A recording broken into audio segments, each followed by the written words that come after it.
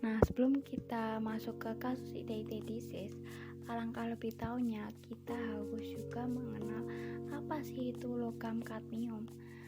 Logam kadmium sendiri itu adalah salah satu logam berat yang berwarna putih perak.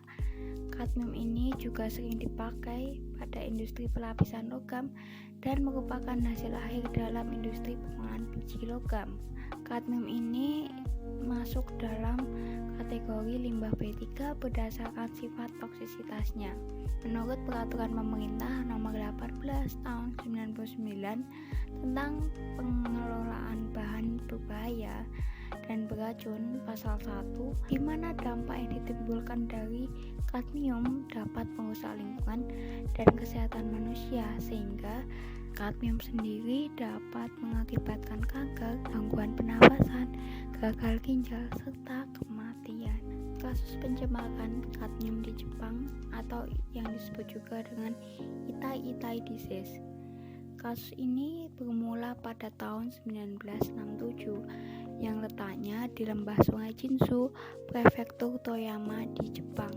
Penyakit ini sendiri juga menunjukkan gejala neuropati. Neuropati itu biasanya menyerang sistem syaraf, juga osteomalacia yang menyerang sistem tulang keras. Keduanya penyakit ini merupakan penyakit yang timbul akibat adanya kandungan kadmium dalam tubuh.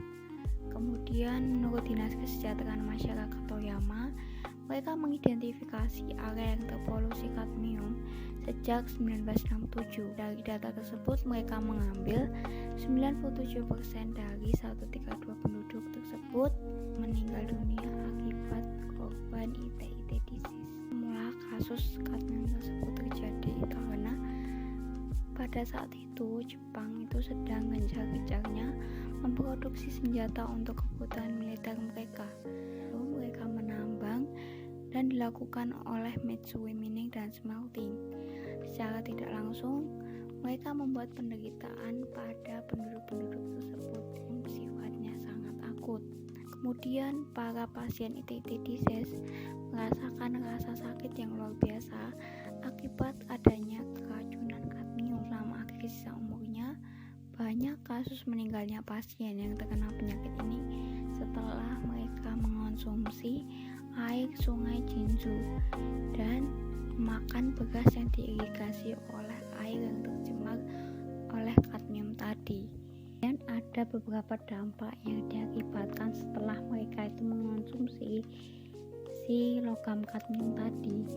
Nah, menurut Raffi Kumar Yakuma tahun 2019, mereka meneliti bahwa keracunan kadmium dapat menyebabkan gejala kesehatan akut seperti kerusakan ginjal, gangguan kardiovaskuler, dan anemia.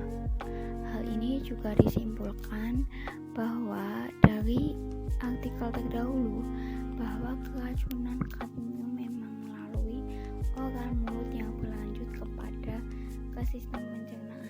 Mitigasi yang disarankan yaitu kadar kadmium di sungai Jinzu sebaiknya itu tidak dikonsumsi sebagai air minum bila mengacu kepada standar kualitas air minum yang memenuhi syarat dari Kementerian Kesehatan itu hanya mengizinkan 0,003 mg per liter. Makna yang bisa diambil dari kasus kejadian tadi itu adalah masyarakat bisa mengelola keberadaan limbah dengan baik dan menjaga lingkungan dari dampak yang tidak diinginkan.